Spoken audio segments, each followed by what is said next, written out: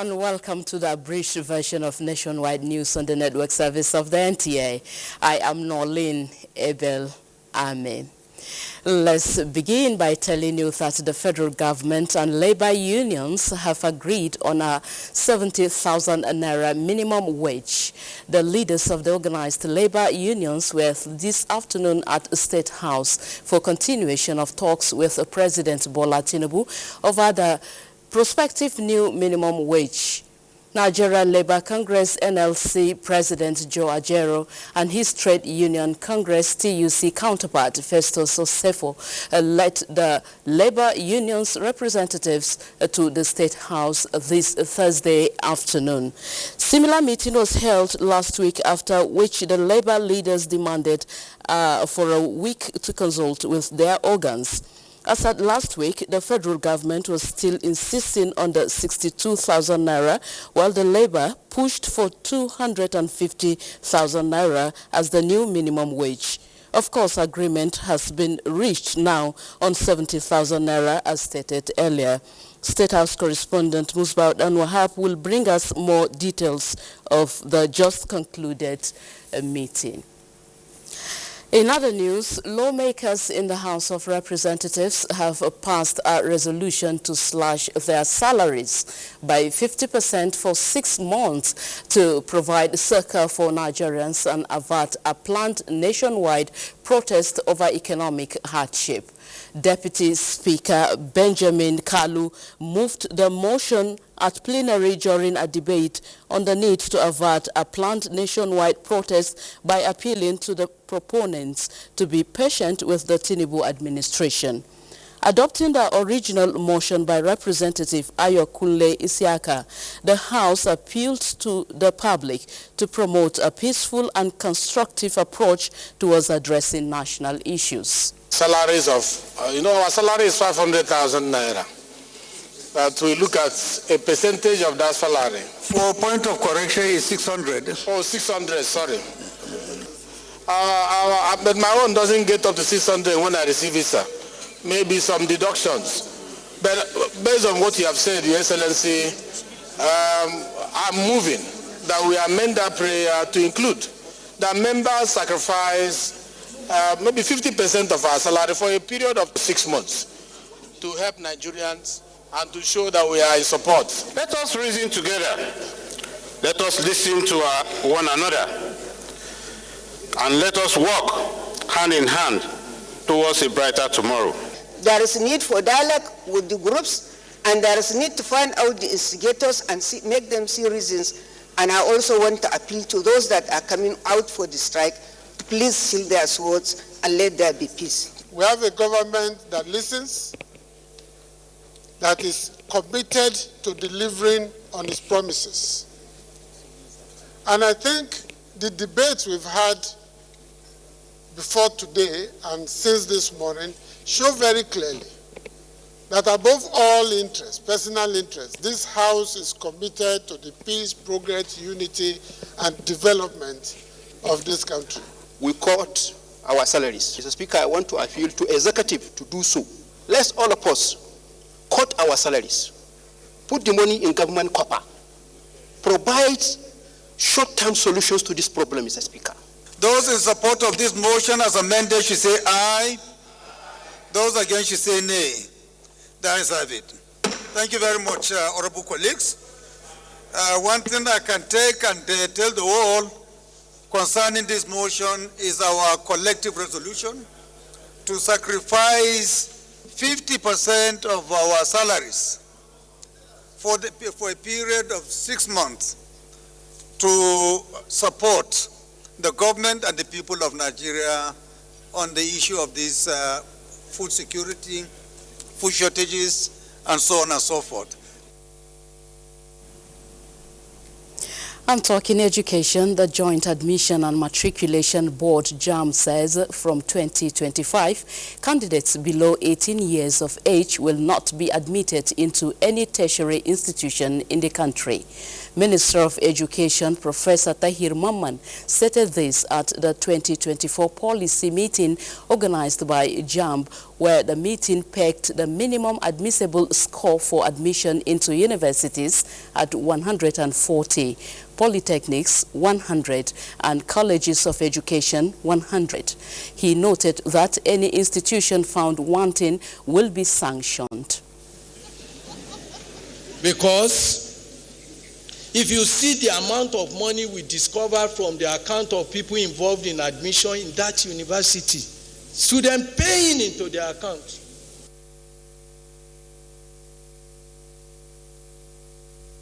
Olayinka Ojo reports that several deliberations, the meeting agreed that for the 2024 admissions, candidates who are 16 years and above can be admitted. To security now, top security operatives and key players in oil and gas are leaving no stone unturned in the realization of President Bola Tinubu's ultimatum to end crude oil theft in Nigeria.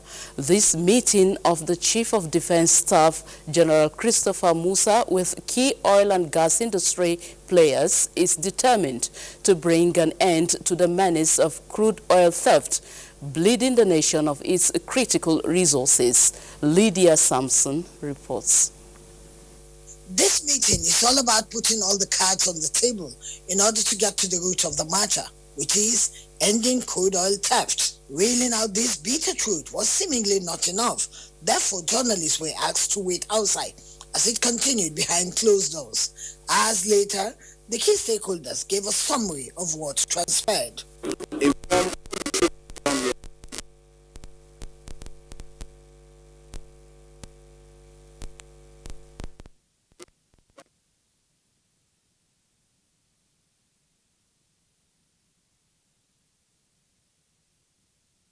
Ensure that we stop this menace of pipeline vandalism, oil theft, and what? To express our gratitude to the Chief of Defense Staff and the entire leadership of the Nigerian Armed Forces for this initiative, for bringing all the service ships together, bring all the security, heads together in Port Harcourt here for us to talk about how we can secure our strategic, oil and gas assets to enable us, get at least between 2 to 2.5 million barrels in a day. It's achievable. The orders of Mr. President to bring sanity back into the oil and gas industry, particularly with respect to the challenging security situation we have around our assets. We understand very clearly that restoring this will help us bring back production in our country, bring hope to the communities in which we operate, and ultimately restore the difficult economic situation that we have in the country to normalcy. Dangote refinery is still in the pre-commissioning stage.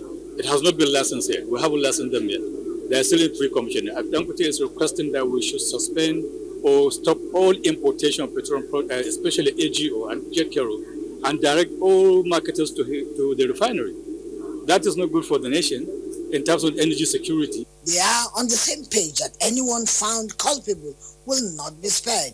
They emphasize that ramping up production to attain government's target of 2.5 million barrels per day must be speedily realized. From Port Harcourt, Lydia Sampson, NTA News. In a similar news, Lydia Sampson also reports that the Minister of State Petroleum Resources, Gas, Ekpo Ekperikpe, says no stone will be left unturned in ensuring the realization of President Bola Tinubu's determination to deepen gas utilization across the value chains in Nigeria. The minister was speaking when he received the Energy Transition Symposium report and communique.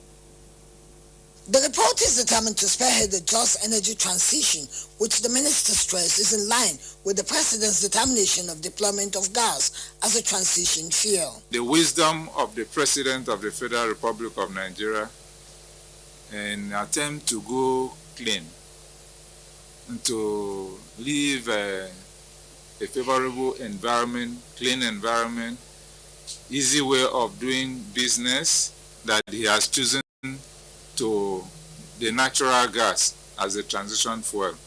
The organizer of the Energy Symposium says it is pertinent to capsulate suggestions and challenges from the energy interface for government implementation.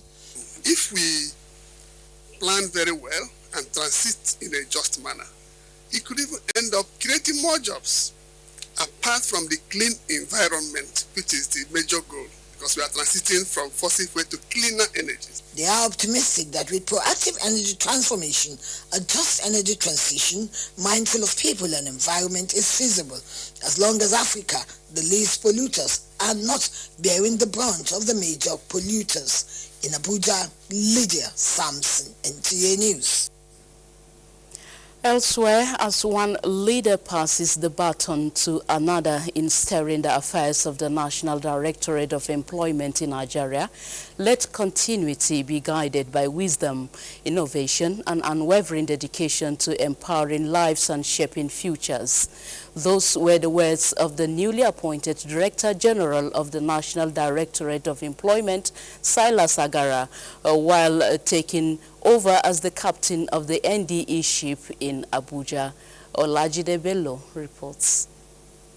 The National Directorate of Employment, NDE, plays a crucial role in Nigeria's effort to bridge the unemployment gap and foster wealth creation through employment generation and vocational skills acquisition. Established in 1986, the NDE has been pivotal in implementing various programs aimed at reducing unemployment across the country.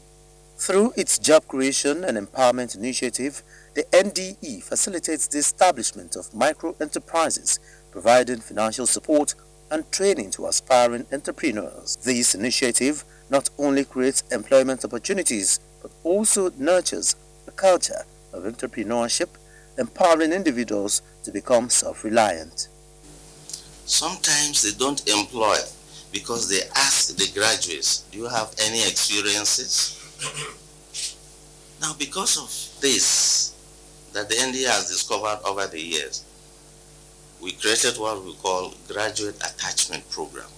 By empowering individuals and communities, the NDE continues to be a catalyst for socio-economic transformation across the nation as it places a strong emphasis on vocational skills acquisition through its skill acquisition and empowerment programs with practical skills in sectors such as agriculture, ICT, construction, and artisanal crafts. If you look at the core mandate of NDE, you'll be able to align that with poverty reduction,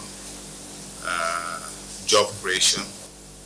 By enhancing the employability and income-generating potentials, the NDE contributes significantly to poverty reduction and economic development through strategic partnerships and effective program management. Olajide Bello, NTA News. A National Advisory Council and National Projects Coordination Committees to align processes towards the attainment of sustainable development goals have been inaugurated.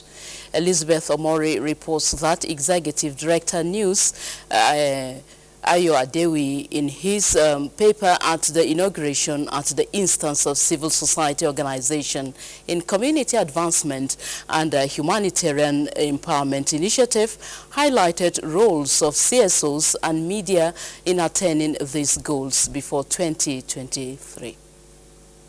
30 Agenda for Sustainable Development Goals, adopted by all United Nations members in 2015, birthed 17 SDGs to end poverty and protect the planet.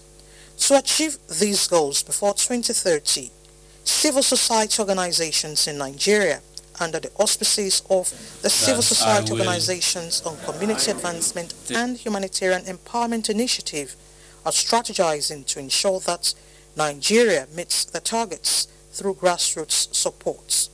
We work closely with the 36 states and the FCT to mainstream the SDGs into the medium and long-term development policies and plans of the states. And we do this in a scientific way.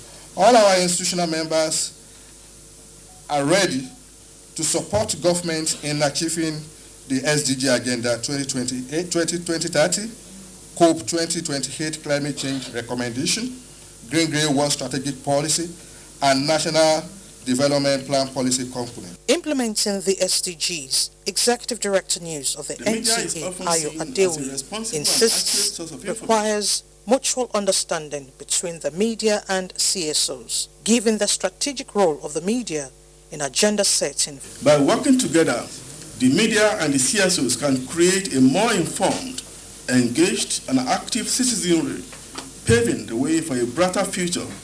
So by the time we're coming back to do kind of evaluation, they can appraise ourselves, where we are. Are we at 30%? Are we at 50%? Are we at, 80%? Stakeholders recommend effective synergy between MDAs and development agencies to achieve the goals. Elizabeth Omori, NTA News. Senate has passed for second reading a bill that seeks to provide a comprehensive legal framework for insurance business in Nigeria. The repeal bill, sponsored by Senator Abiru Mukaila Adetokunbo, will make more effective the marine and motor vehicle insurance as well as the National Insurance Corporation of Nigeria. The bill has provisions for the review of penalties in the current act, which lawmakers observed as weak and not deterrent enough. Meanwhile, Senate has stepped down the bill seeking the establishment of South-South Development Commission. When it came up for second reading, this decision by the Senate was to give time for further consultation. The pace of work in the ongoing reconstruction of the collapsed bridge at the new artisan market axis of the Enugu-Port Harcourt Expressway has improved significantly. Motorists and residents are full of expectation that the bridge will be completed in record time, while also applauding the government for the completed new bypass. Chigonu Aro gives us the situation report on the bridge. The free flow of articulated vehicles on the newly constructed bypass at the new Artisan Market Collapse Bridge site is a dream come true for motorists and residents who express appreciation to the Enugu State government for speedy intervention. The new bypass has been completed with double expanded lanes and shoulders. On the new bridge, steady work is ongoing as construction earth-moving machines are busy excavating and breaking down failed concrete buried underneath. Handlers of hammer machines were seen breaking down the soil, while draining machines are scooping out water and sand and rechanneling it into a diversion. Motorists and residents are happy with the development and speed of work. I pray that God will give them the strength to finish it in time. At least we move freely now than before. The bridge and completion will link Enugu State to the west, north, and south of Nigeria. In Enugu, Chiegono Aro, NTA News. The federal government and labor leaders have agreed on a new minimum wage of 70,000 naira for the country, just like I told you earlier in the first report. And now Musbah Danwahab is standing by to give us more information on that tripartite meeting. Thank you so much for joining us. Yes, the federal government and the labor unions picked up from where they left off just last week, a week ago, where they discussed about what is supposed to be the new minimum wage for the labor in Nigeria. And just to let you know that the meeting ended a few minutes ago, and some of these participants came out with some smiles indicating that we have some good news to tell Nigerians. Now we have the Minister of Information and National Orientation, Mohammed Idris, to give us a bit of the outcome of that meeting. Thanks so much, Honorable Minister. We're here again. Just a week ago, Labour met with the federal government. What is the latest development and agreements? Well, thank you. The latest is that we now have a new proposed national minimum wage, which is 70,000 naira. That the President will transmit to the National Assembly and hopefully will pass into law. Of course, this has been a very painstaking effort. Recall that the tripartite committee submitted a report recommending the sum of 62,000 naira to the president. But the president, in his wisdom, further consulted with organized labor, consulted with the subnationals, and now consulted also with the organized labor. And all of us are in agreement, considering the situation in the country. A new national minimum wage of 70,000 is fair enough. Of course, we all know that there is some economic challenges in the country, but we also know that we have to start somewhere. But more important is that the president has also shortened the cycle of negotiation. Instead of the usual 5-year cycle, now the negotiation of new national minimum wage will be done every 3 years. This will shorten the cycle, and the labor movement is very excited about that. They've accepted what the president has said in the spirit of patriotism and nationhood, so that together this country can move forward. We cannot continue to negotiate forever. So I'm happy and I'm glad to report that today the federal government and the organized labor have reached this common ground. Thank you so much, Honorable Minister, for this privilege. And that's it. The new minimum wage will be 70,000 naira. And the leaders of NLC and TUC also briefed the State House journalists. Let's take a listen to what they said earlier. We are taking this with mixed feeling because of the situation of the economy, but we have to move ahead, despite the situation, and the negotiation can linger, coming from 62 to 70, and then with the promise that we'll come back soon to negotiate it. We are taking it back to our constituency to see how we can get a buy-in. We made a case for both the SANU and SANU and NASU. We made a case for them that the president should, as a father of the nation, should look at it compassionately and do and so that we'll not have a case where universities will be closed again.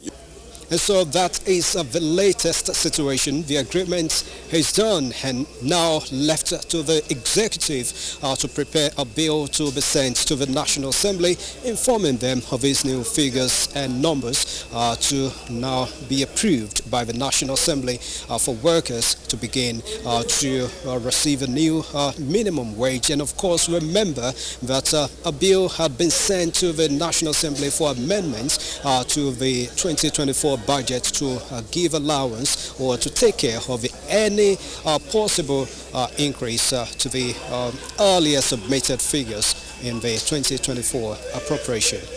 It's back to you. Very well, Musbayo, thank you very much. In other news, the private sector must sustain its collaboration with the government in the provision of critical health infrastructure towards the realization of universal health coverage in the country. Nigeria's First Lady stated this while inaugurating a medical diagnostic center in Lagos. She said the establishment of the multi-specialist facility coming at a time when the federal government is committing huge resources into the health sector is a proof of what can be achieved where there is proper collaboration between the government and the private sector. Apart from aiding detection, prevention and management of diseases through proper diagnosis, the First Lady says such facilities will also help the government check medical tourism by Nigerians. Forefront of these transformative efforts, merging resources and expertise to elevate care standards. As we look to the future, collaborations across sector and borders are necessary to drive innovation, share knowledge, and improve patient outcomes. Hingino John Adams is in our Lagos Network Center to present the next set of a report for us, but after this break, stay with us.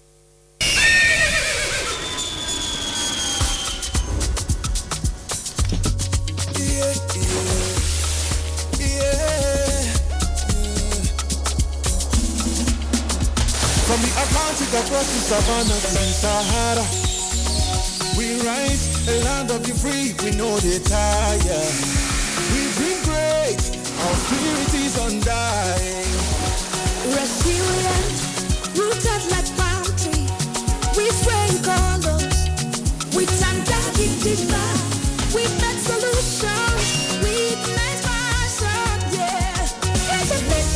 destiny. We got positive destination. We are Nigeria. We are Nigeria. Standing in unity. We know the carry love. We are Nigeria. We are Nigeria. Together live the dream of a land with great destiny. We are Nigeria. I am the real Nigerian. Brought to you by the National Orientation Agency, NOA.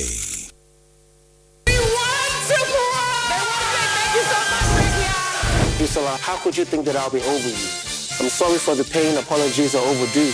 But hurting you, baby, is something I would never do. But don't think that I forgot about that wedding ring. Name the most popular musician in Nigeria. Ashake. Did you just call Ashake's name? It's funny, Ashake.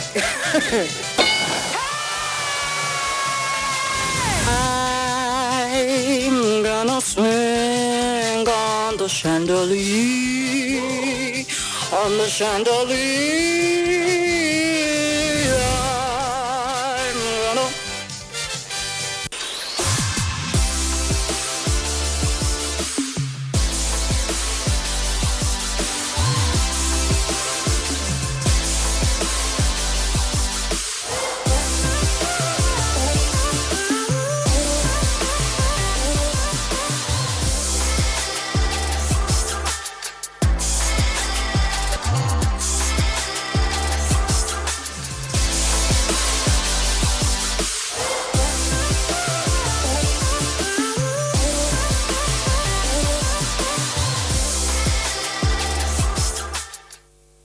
The federal government of Nigeria warns vandals of national assets, electricity transmission towers, cables and other facilities to desist from this act of sabotage.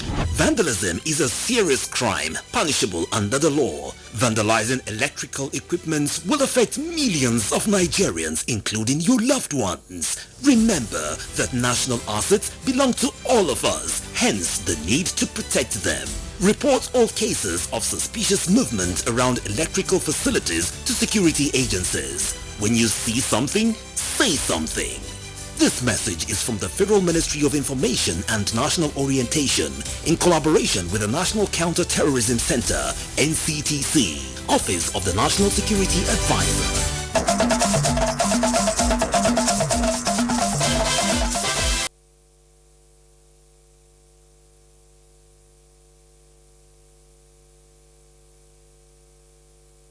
And welcome to Lagos.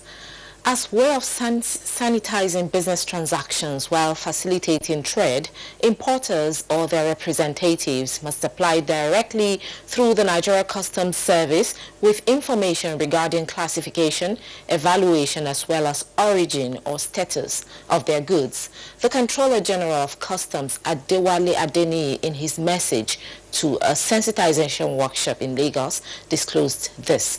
Diana Ajali reports that in readiness for the implementation of the advanced ruling system, officers were trained on the process. With the different twists to the smuggling of various items into the country, the Nigeria Customs Service is redoubling efforts towards tackling the ugly trend. Part of the agency's ongoing strategies is the adoption of an advanced ruling system, which is anchored around having first-hand information on consignment. Very key tool.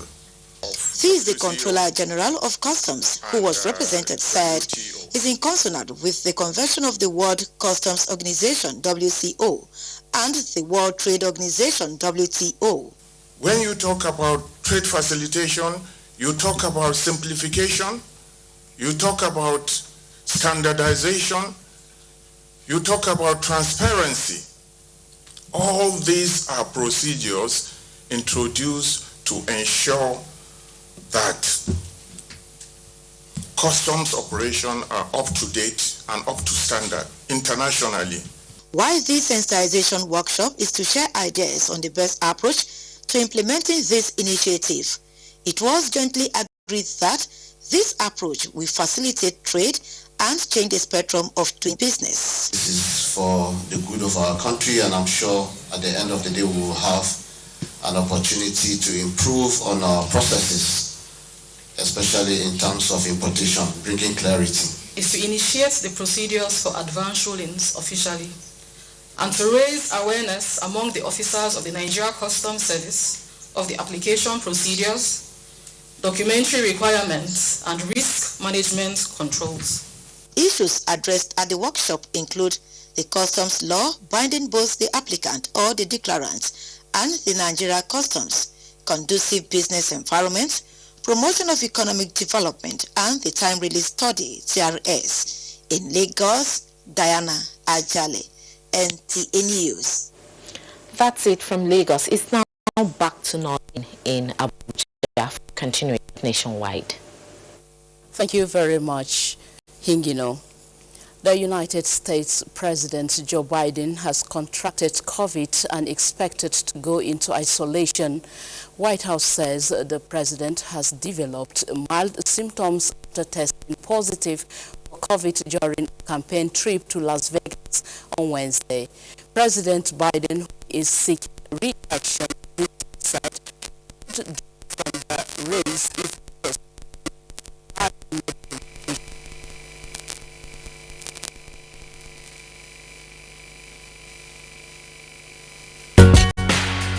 Female genital mutilation is any partial or total removal of the female genitalia for non-medical reason. FGM inflicts lifelong injuries on women and their female children. It constitutes a violation of women's fundamental human rights and threats to bodily integrity. Globally, more than 200 million girls and women alive today have undergone female genital mutilation. The practice of FGM is high in Nigeria, with 1/4 of the global estimate occurring in the country, and it cuts across all social, cultural, and geopolitical zones in the country. The physical and psychological damage is likely to continue throughout a survivor's life, limiting a capacity to participate fully in society. FGM is a criminal offense in Nigeria. Perpetrators can be jailed for 4 years or 200,000 naira fine. Are you at risk of any form of violence, or you know someone who is? Please speak out now. Break the silence. Let's eliminate violence against women and girls.